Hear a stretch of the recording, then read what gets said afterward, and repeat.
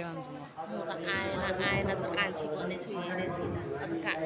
बुहारीले के अरे अमर दिलाले बनाएर बुहारी त नआएछ भने मैले हजुरलाई खोजेर आउनु भएको होइन आइसक्नु भयो भने अनि दाइ बाहिर हुने रहेछ अन्त नास्ता गर्दैनौ भन्नु नै भन्नु यातायात मजदुरहरूको हक अधिकार सुनिश्चित गर्नुपर्छ भनेर अनुरोध गर्ने हुने हाम्रो प्यारो सङ्गठन नेपाल यातायात स्वतन्त्र मजदुर सङ्गठन केन्द्रीय कमिटीका अध्यक्ष तिनजना राजु त्यसै गरी हाम्रो सङ्गठन नेपाल यातायात स्वतन्त्र मजदुर सङ्गठन केन्द्रीय महासचिव केशव थापाज्यू त्यसै गरी सङ्गठनको केन्द्रीय उपमहासचिव तथा रगै प्रदेश इन्चार्ज विष्णुबहादुर खराज्यू त्यसै गरी केन्द्रीय कमिटीका सचिव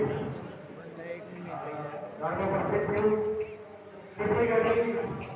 ट्रेड युनियन महासङ्घ जीवन राजनीतिका अध्यक्ष रामहरिज्यू त्यसै गरी ट्रेड युनियन महासङ्घ जीवन बागमतीका उपाध्यक्ष अर्जुन आचार्यज्यू त्यसै गरी नेपाल यातायात स्वतन्त्र मजदुर सङ्गठन बागमती प्रदेश अध्यक्ष शङ्कर थापाज्यू त्यसै गरी नेपाल यातायात स्वतन्त्र मजदुर सङ्गठन तरकारी फलफुल ढुवानी तथा लोक समन्वय केन्द्रको अध्यक्ष ओमलाल सिंहज्यू त्यसै गरी नेपाल यातायात स्वतन्त्र मजदुर सङ्गठन तरकारी फलफुल ढुवानी इकाइ पोखराका अध्यक्ष विष्णुबहादुर पौडेलज्यू सल्लाहकार कृष्णराज अधिकारीज्यू